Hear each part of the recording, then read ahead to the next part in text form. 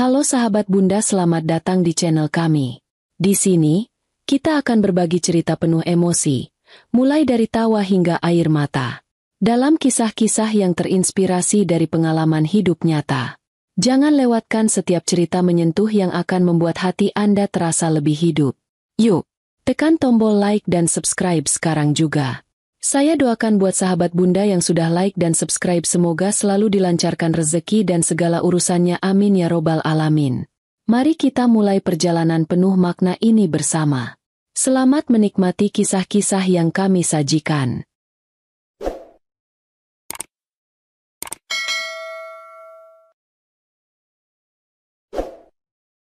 Hari itu adalah hari yang telah aku impikan sepanjang hidupku.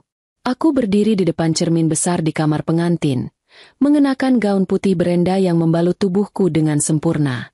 Rambutku disanggul rapi, dihiasi mahkota kecil dari kristal, dan makeupku telah disiapkan dengan hati-hati untuk membuatku tampak anggun.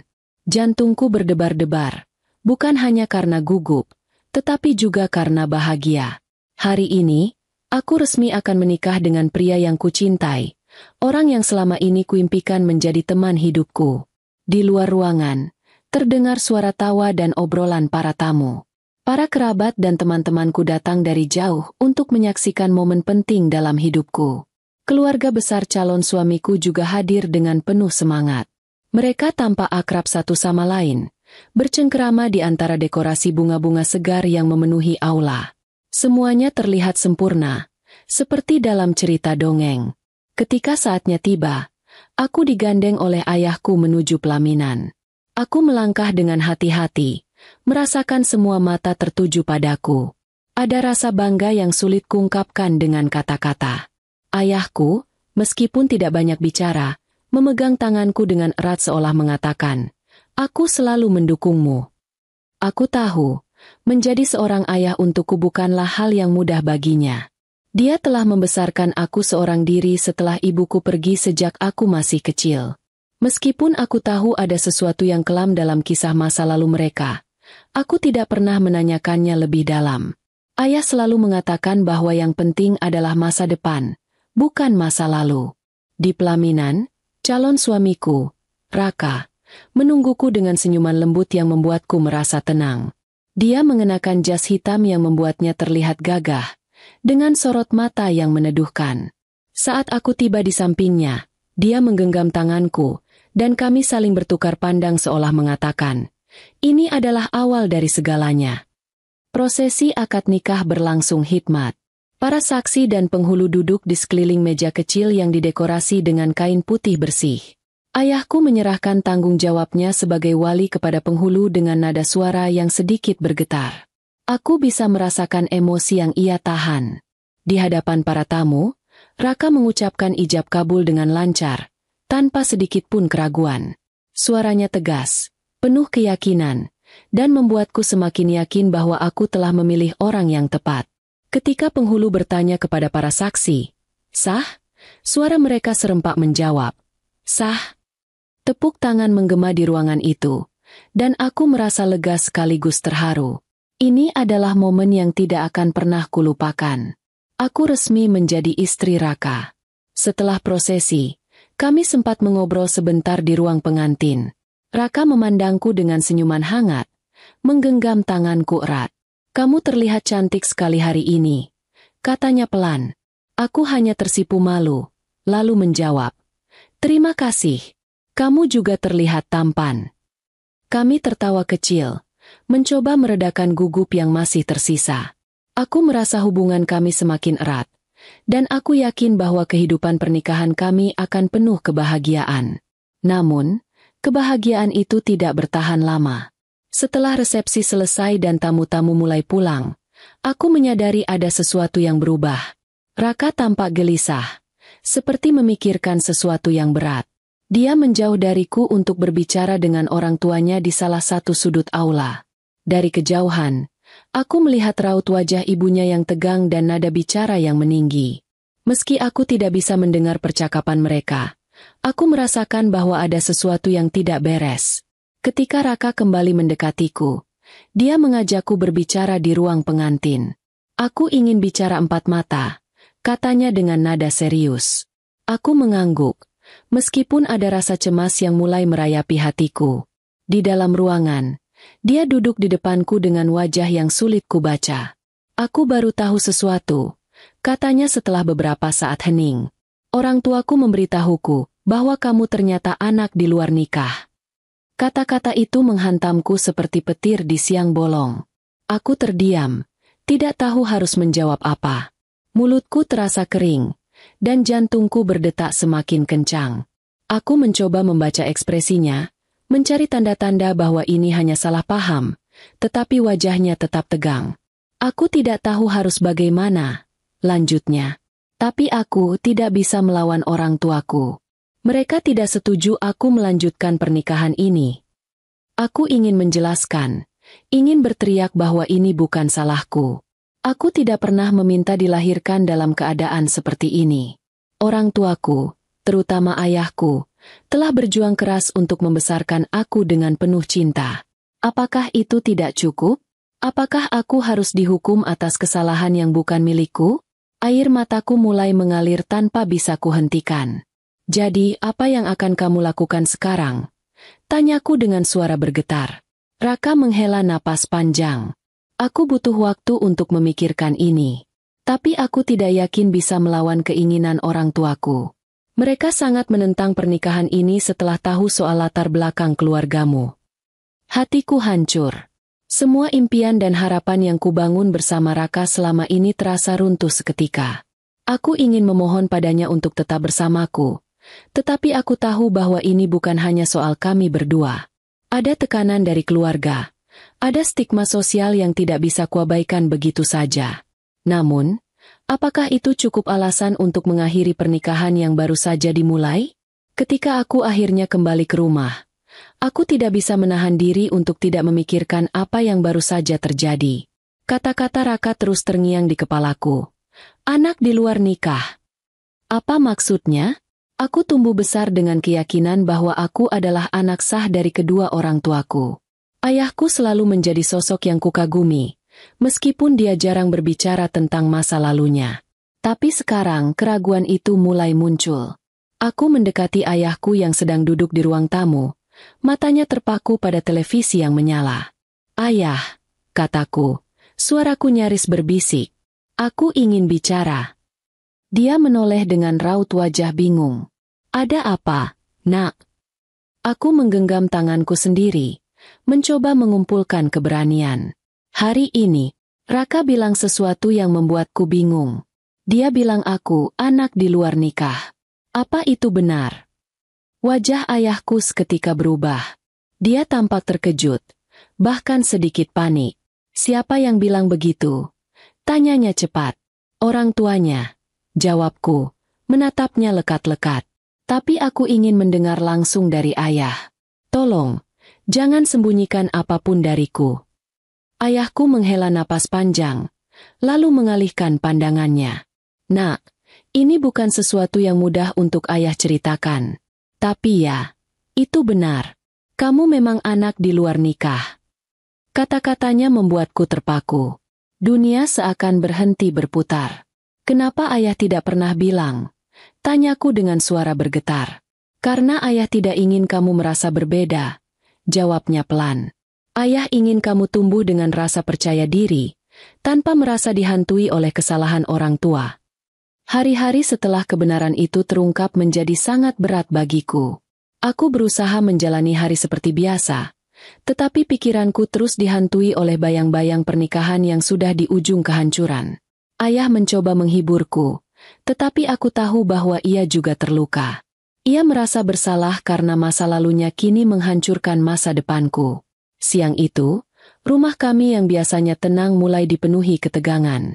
Ayah memberitahuku bahwa keluarga Raka akan datang untuk membicarakan masalah pernikahan kami. Aku tidak tahu apa yang harus kuharapkan.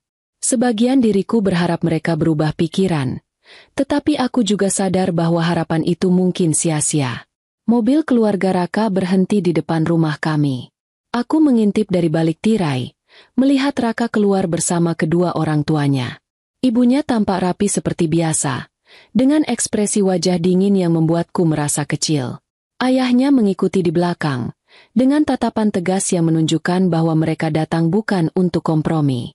Raka berjalan paling belakang, langkahnya berat, seolah ia tahu apa yang akan terjadi dan tidak bisa menghindarinya. Ayah membuka pintu dan menyambut mereka dengan sopan. "Silakan masuk," katanya, meskipun nada suaranya terdengar canggung. Mereka melangkah masuk ke ruang tamu, dan suasana menjadi sangat sunyi. Aku menunduk, tidak berani menatap langsung ke arah mereka. Ibu Raka memulai pembicaraan tanpa basa-basi. "Kami datang ke sini untuk membahas pernikahan ini. Saya yakin kita semua sudah tahu bahwa situasi ini tidak bisa dilanjutkan." Ayahku mencoba bersikap tenang. "Apa yang membuat Anda begitu yakin, Bu? Bukankah kita bisa mencari solusi yang lebih baik tanpa merusak hubungan ini?" "Ini bukan soal mencari solusi, Pak," jawabnya tajam. "Ini soal prinsip. Kami sudah berdiskusi panjang, dan kami tidak bisa menerima pernikahan ini. Nama baik keluarga kami dipertaruhkan. Anak Anda mungkin tidak bersalah, tapi latar belakangnya adalah sesuatu yang tidak bisa kami abaikan." Aku mengepalkan tangan di pangkuanku, berusaha menahan emosi.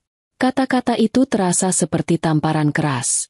Aku ingin berbicara, tetapi lidahku terasa keluh. Ayahku, meskipun marah, tetap mencoba membela diriku. "Anak saya tidak pernah meminta untuk lahir dalam keadaan seperti ini," katanya. "Saya membesarkannya dengan cinta dan nilai-nilai yang baik. Apa latar belakangnya lebih penting daripada siapa dia sebenarnya? Apa yang penting adalah bagaimana masyarakat melihatnya," balas Ibu Raka dingin. "Dan kami tidak ingin Raka menjadi bahan gunjingan atau nama keluarga kami dirusak." Aku menatap Raka, berharap dia akan membelaku. Namun, dia hanya duduk diam, wajahnya tertunduk. "Raka, panggilku pelan. Katakan sesuatu. Aku ingin tahu bagaimana perasaanmu." Dia mendongak perlahan, menatapku dengan mata penuh kesedihan. "Maira," katanya akhirnya, "aku minta maaf. Aku mencoba, sungguh. Tapi aku tidak bisa melawan orang tuaku. Mereka benar, aku harus memikirkan masa depan." Hatiku hancur mendengar kata-katanya. "Jadi, kamu memilih untuk menyerah?" tanyaku dengan suara gemetar. Dia mengangguk, lalu menarik napas panjang sebelum mengatakan kata-kata yang tidak ingin kudengar. "Dengan ini, aku menceraikanmu. Aku menjatuhkan talak." Ruang tamu seketika sunyi. Kata-kata itu menggema di kepalaku, menghancurkan sisa harapanku. Aku tidak bisa menahan air mata yang mulai mengalir deras. "Kamu benar-benar melakukan ini?" bisikku, hampir tidak percaya. "Aku tidak punya pilihan," jawabnya lemah. "Maafkan aku." Ayahku berdiri dengan marah, suaranya bergetar. "Kamu sadar apa yang baru saja kamu lakukan? Kamu menghancurkan hati anakku dan mempermalukan keluarga kami." Raka menunduk, tidak berani menatap ayahku. "Saya minta maaf, Pak," katanya lirih. "Tapi ini keputusan yang harus saya ambil." Aku tidak bisa lagi mendengar percakapan mereka. Rasanya semua menjadi kabur, dan tubuhku lemas. Aku bangkit, berjalan cepat ke kamarku, dan menutup pintu dengan keras. Di dalam kamar, aku membiarkan diriku menangis sepuasnya, merasakan semua rasa sakit yang selama ini kutahan. Setelah keluarga Raka pergi, ayah mengetuk pintu kamarku. "Maira," katanya pelan. "Ayah masuk, ya?" Aku tidak menjawab, tetapi dia tetap masuk dan duduk di sampingku. "Ayah tahu ini berat untukmu," katanya sambil mengusap pundakku. "Tapi ayah ingin kamu tahu bahwa kamu tidak sendirian. Ayah akan selalu ada untukmu." Aku memandangnya dengan mata yang masih basah. "Ayah, kenapa hidupku harus seperti ini? Apa aku tidak pantas bahagia?" "Kamu pantas bahagia, Nak," jawabnya tegas.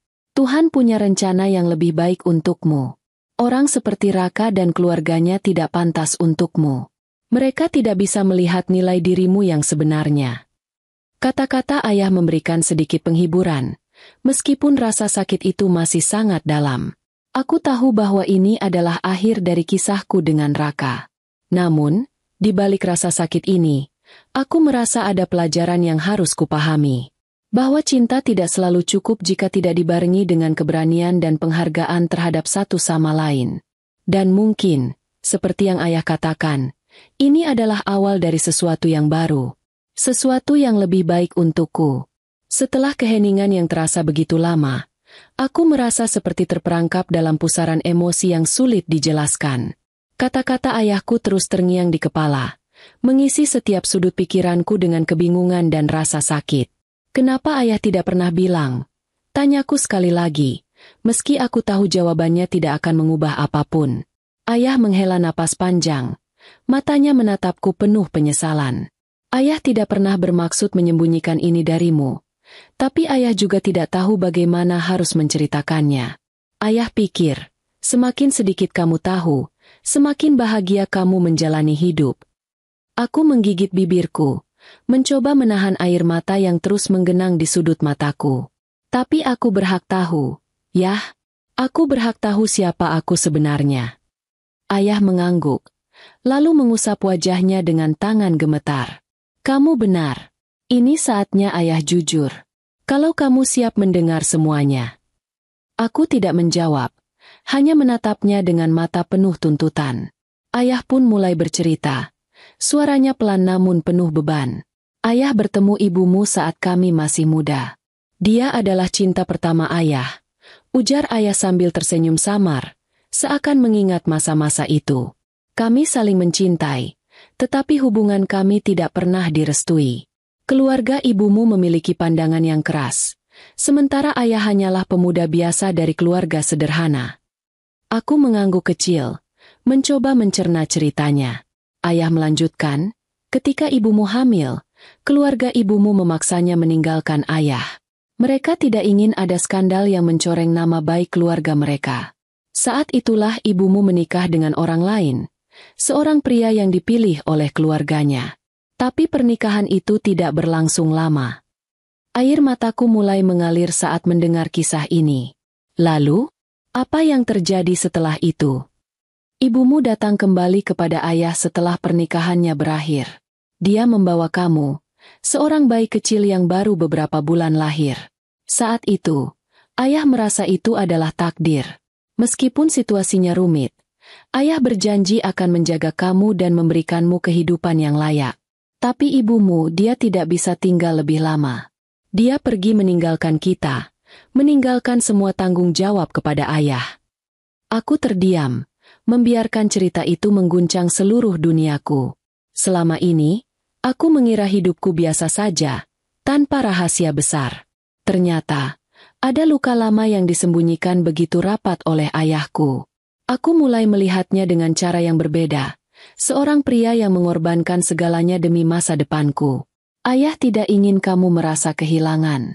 Itu sebabnya ayah tidak pernah menceritakan ini. Ayah ingin kamu merasa seperti anak yang normal, tidak terpengaruh oleh apapun yang terjadi di masa lalu kami. Semalaman aku tidak bisa tidur, memikirkan setiap kata yang diucapkan ayah. Pikiranku terus berputar antara rasa marah, bingung, dan sedih. Aku bertanya-tanya bagaimana hidupku akan berbeda jika aku tahu semua ini sejak awal.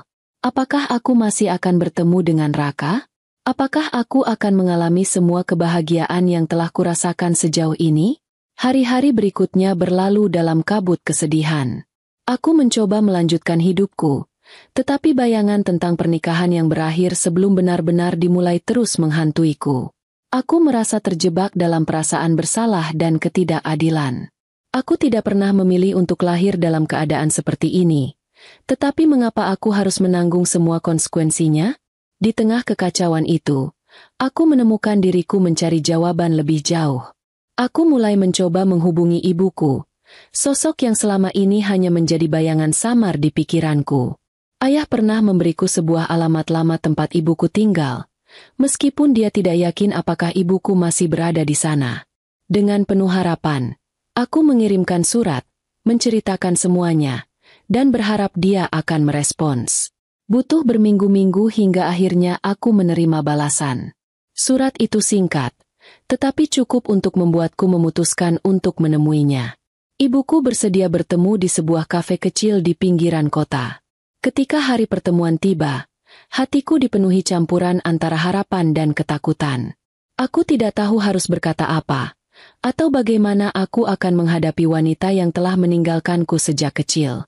Rasanya seperti berdiri di tepi jurang, takut melangkah maju, tetapi juga tak mampu mundur. Ayah mendampingiku sampai di depan sebuah kafe kecil di pinggir kota. Aku akan menunggu di luar, katanya lembut, memberikan bahuku satu tepukan penuh dukungan. Aku mengangguk, menarik napas dalam-dalam, lalu masuk ke dalam. Di sana, aku melihatnya. Wanita itu duduk di sudut ruangan, mengenakan gaun sederhana berwarna krem. Rambutnya diikat rapi, dan wajahnya dihiasi garis-garis halus yang menunjukkan usia. Meski begitu, ada sesuatu yang familiar, sorot mata yang seperti bayangan diriku sendiri. Ketika dia melihatku, dia berdiri dan tersenyum gugup. "Maira?" tanyanya pelan. Aku hanya mengangguk, masih mencoba menenangkan detak jantungku yang berpacu. Dia menunjuk kursi di depannya. "Silakan duduk. Terima kasih sudah mau datang." Aku duduk, meletakkan tas di pangkuanku, merasa canggung. Seketika itu juga, keheningan menyelimuti kami. Aku tidak tahu harus berkata apa, dan dia tampak bingung mencari cara untuk memulai. Akhirnya, dia membuka suara. "Maira, Ibu tahu kamu pasti punya banyak pertanyaan. Dan Ibu tidak tahu dari mana harus mulai menjelaskannya." Aku menatapnya, mencoba membaca ekspresi wajahnya. "Kenapa sekarang?" tanyaku akhirnya. Suaraku terdengar lebih tajam dari yang kumaksudkan. Dia menunduk, tampak berjuang menahan air mata. "Karena Ibu merasa sudah terlalu lama diam. Dan setelah tahu apa yang terjadi padamu belakangan ini, Ibu merasa harus bertanggung jawab. Kamu berhak tahu kebenarannya."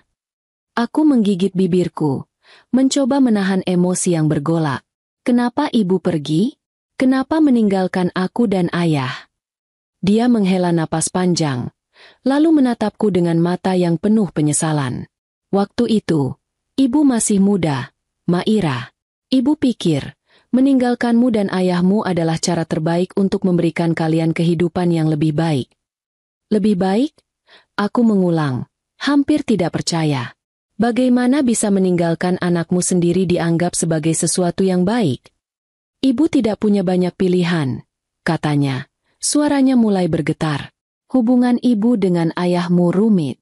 Kami sering bertengkar, dan Ibu merasa Ibu tidak cukup kuat untuk menjadi ibu yang baik untukmu. Jadi, Ibu memutuskan untuk pergi." Aku terdiam, mencoba mencerna kata-katanya. "Jadi ini semua tentang Ibu? Tentang apa yang Ibu rasakan, bukan tentang aku?" Dia menatapku dengan air mata yang mulai mengalir di pipinya. "Tidak, Maira. Bukan begitu. Ibu tahu ini terdengar egois, tapi Ibu benar-benar merasa itu yang terbaik waktu itu. Ibu salah. Ibu mengakuinya. Dan tidak ada hari yang berlalu tanpa Ibu menyesali keputusan itu." Aku ingin marah, tetapi ada sesuatu dalam suaranya yang membuatku menahan diri. "Jadi, apa yang Ibu lakukan setelah pergi? Apakah Ibu pernah berpikir untuk kembali?" Dia mengangguk. "Banyak kali. Tapi setiap kali Ibu mencoba, Ibu merasa takut. Ibu takut kamu membenci Ibu. Takut kamu tidak mau menerima Ibu lagi. Jadi, Ibu terus menunda. Sampai akhirnya semuanya terasa terlambat." Aku menghela napas panjang, mencoba meredakan amarah yang masih tersisa. "Jadi, kenapa sekarang? Apa yang membuat Ibu berpikir aku mau bertemu setelah semua ini?" Dia tersenyum pahit. "Karena Ibu tahu kamu sedang terluka. Dan Ibu merasa, meskipun Ibu tidak bisa menghapus rasa sakit itu, setidaknya Ibu bisa mencoba untuk berada di sini untukmu sekarang." Aku menatapnya lama, mencoba mencari kejujuran di balik kata-katanya. Apa Ibu benar-benar peduli? Atau ini hanya rasa bersalah yang Ibu coba tebus? Dia menggenggam tangannya sendiri, tanpa ragu sebelum akhirnya menjawab. "Ibu peduli, Maira. Lebih dari yang bisa Ibu ungkapkan dengan kata-kata. Ibu mencintaimu sejak kamu lahir, dan rasa itu tidak pernah hilang. Tapi ibu juga tahu, cinta saja tidak cukup untuk menebus semua ini. Air mata mulai menggenang di mataku, tetapi aku menahannya. Kalau ibu benar-benar mencintaiku, kenapa aku harus tumbuh tanpa tahu siapa ibu? Kenapa aku harus mendengar dari orang lain bahwa aku adalah anak di luar nikah? Dia menunduk lagi, wajahnya penuh rasa bersalah. Karena itu kesalahan ibu, Maira. Ibu yang memilih jalan ini, dan itu membawa dampak besar padamu. Ibu tahu, tidak ada yang bisa mengubah apa yang sudah terjadi. Tapi ibu ingin mencoba memperbaikinya, meskipun ibu tahu itu tidak akan mudah. Aku menatapnya, mencoba memahami perjuangan yang mungkin dia alami. Apa yang ibu harapkan dari ini? Dia mengangkat bahunya pelan. Ibu tidak berharap kamu langsung memaafkan ibu. Ibu hanya ingin kamu tahu bahwa ibu ada di sini, kalau kamu membutuhkan ibu. Keheningan kembali mengisi ruangan. Aku tidak tahu apa yang harus kukatakan. Sebagian dari diriku ingin memaafkannya, tetapi bagian lain masih terluka. Aku tidak tahu apakah aku bisa memaafkan ibu sekarang, kataku akhirnya. Tapi aku akan mencoba. Karena bagaimanapun juga, ibu adalah bagian dari hidupku. Dia tersenyum, meskipun air mata masih mengalir di pipinya. Itu lebih dari yang ibu harapkan. Terima kasih, Maira. Pertemuan itu membuka luka lama, tetapi juga memberikan sesuatu yang baru, pemahaman. Meskipun aku masih jauh dari memaafkan sepenuhnya, aku merasa ini adalah langkah awal yang penting. Aku kembali ke rumah dengan perasaan campur aduk. Ayah menungguku di ruang tamu, wajahnya penuh kekhawatiran. Bagaimana, nak? Tanyanya lembut. Aku tersenyum tipis. Tidak mudah, tapi aku senang aku melakukannya. Ayah mengangguk, lalu memelukku erat. Apapun yang kamu putuskan, ayah selalu ada untukmu. Hari-hari setelah peristiwa itu berlalu dengan lambat. Aku seperti kehilangan arah, tenggelam dalam kesedihan yang tak berujung. Bayangan wajah Raka, kata-katanya yang penuh penyesalan, dan kenyataan pahit yang ia tinggalkan terus menghantuiku. Aku merasa hampa, seolah dunia ini tidak lagi memiliki makna. Aku berhenti keluar rumah. Setiap sudut di luar sana mengingatkanku pada harapan-harapan yang kini musnah. Bahkan dalam rumahku sendiri, aku merasa terperangkap oleh dinding-dinding kesedihan yang kubangun. Aku menghindari cermin karena tidak tahan melihat bayanganku yang tampak lemah dan tak berdaya. Namun, ayah tidak pernah menyerah. Setiap pagi, dia mengetuk pintu kamarku, membawakan makanan, atau sekadar duduk di sampingku dalam diam. Dia tidak pernah memaksaku berbicara, tetapi keberadaannya cukup untuk mengingatkanku bahwa aku tidak sendiri. Suatu malam, ketika aku sedang meringkuk di atas kasur dengan selimut menutupi tubuhku, ayah masuk ke kamar tanpa mengetuk.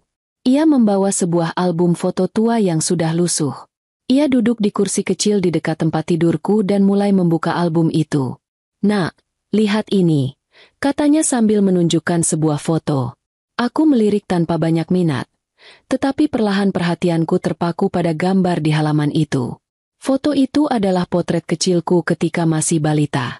Aku sedang duduk di pangkuan ayah dengan senyum lebar di wajahku. "Ini saat kamu ulang tahun yang keempat," katanya sambil tersenyum kecil. "Kamu minta pesta kecil dengan kue coklat. Kita tidak punya banyak uang waktu itu, tapi aku berusaha memenuhi keinginanmu." Aku mengamati foto itu lebih lama, mengingat kenangan yang samar-samar muncul di benakku. Senyumku yang lugu dan polos di foto itu mengingatkanku bahwa aku pernah bahagia, bahkan ketika hidup tidak sempurna. "Ayah tahu hidupmu tidak mudah," lanjutnya. "Dan ayah tahu ayah bukan orang tua yang sempurna. Tapi kamu selalu menjadi kebanggaan ayah, Maira.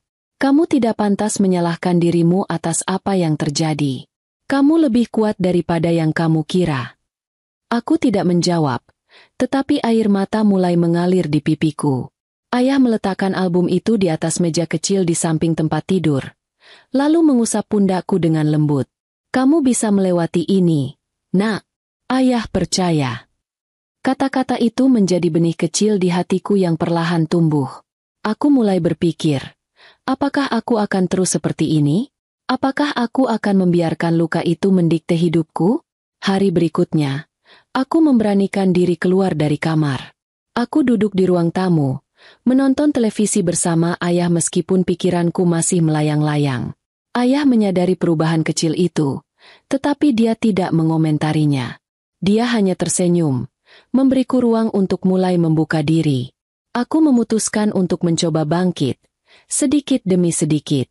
Aku mulai membantu ayah memasak di dapur, membersihkan rumah, dan suatu hari, aku bahkan berjalan keluar untuk membeli bahan makanan di pasar. Rasanya berat pada awalnya, tetapi setiap langkah kecil itu membuatku merasa sedikit lebih kuat.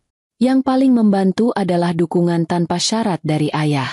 Ia mengajakku berbicara tentang banyak hal, tentang masa kecilku, tentang mimpinya, dan tentang masa depan yang masih bisa kuraih. Ia selalu mengatakan bahwa hidup tidak akan berhenti hanya karena kita pernah jatuh. Ayah juga pernah terpuruk, "Nak," katanya suatu malam saat kami duduk di teras. "Ketika ibumu pergi, aku merasa kehilangan segalanya. Tapi aku bertahan.